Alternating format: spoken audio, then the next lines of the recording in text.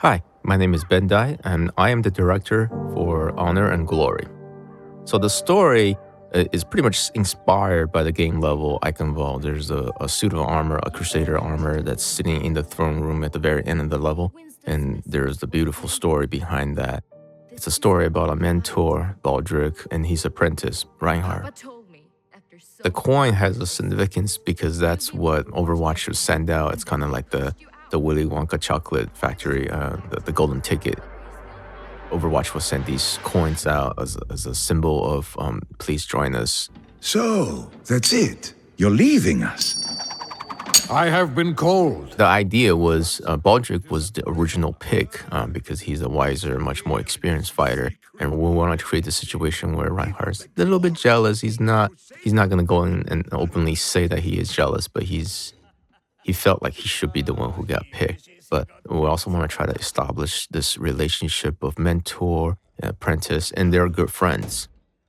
Even though Reinhardt, in the backstory, the Reinhardt is the brash, young soldier, Baldric is the more experienced and level-headed commander. Baldric always have a soft spot for Reinhardt because, he treat him like either a brother or a son. Drop pods to the east, they're coming! And in the bar, we're pretty much taking everything from the game level one to one. We got to take out a few items on the table and then whatnot, but we pretty much stick with what the game level. Live with honor. Die with glory! So when we were animating these battlefield, I always had this idea of making everything feels very realistic. There's a challenge behind that because we have we already established this sort of Overwatch style. It's very stylized. Muzzle flashes, tracers, and explosions. So it's a challenge to try to incorporate what the game did and also what we will try to create in this short, which is almost like the horror of the war and what the devastation it brings.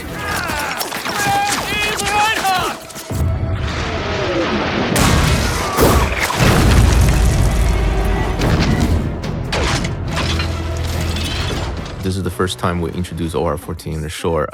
They are, in the lore, they are another unit from the Omnic Crisis. In our shorts, we make them just a little bit more meaner. They're like the counter for the Crusader on the Omnic side.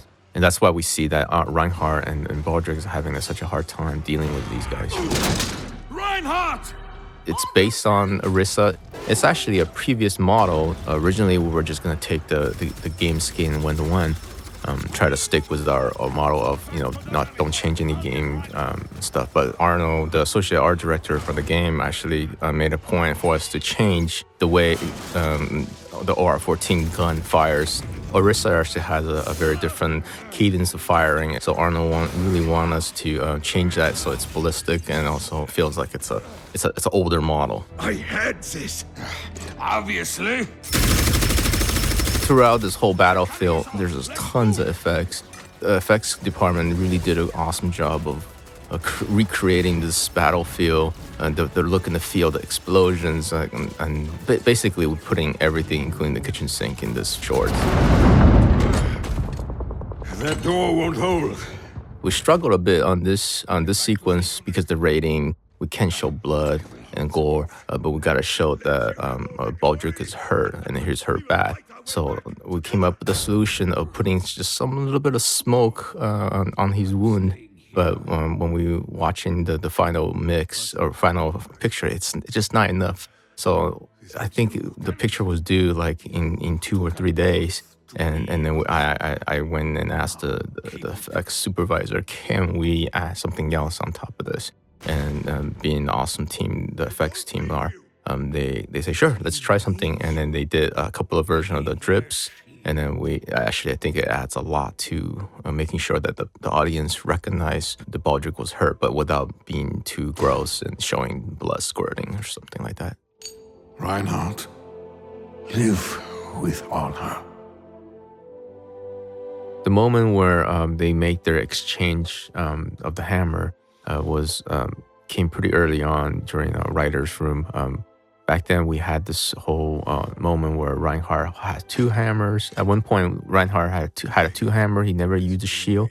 and Baldric actually took off his shield and gave it to him, and they do this weapon exchange. But I felt like it was a double beat because Baldric has to give Reinhardt his Overwatch coin, and then just it turned into this whole like, hey, take my coin, take my weapon, take my shield. So we simplified that. So Reinhardt actually gave up his only hammer to Baldric, so that in a way it symbolized that he gave up his old way, and then now he's taking on the new role as a protector, and then showing him coming out of the wall, rescuing the two soldiers that he was making fun of earlier, which is a nice contrast.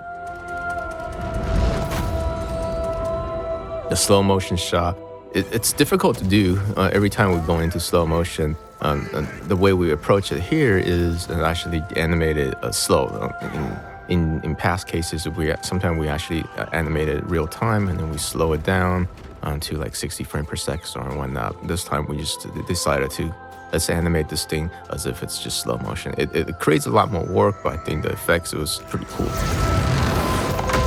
I knew I want this moment to be really dramatic and make people really feel the situation's dire, and then we see the change Reinhardt has gone through and become.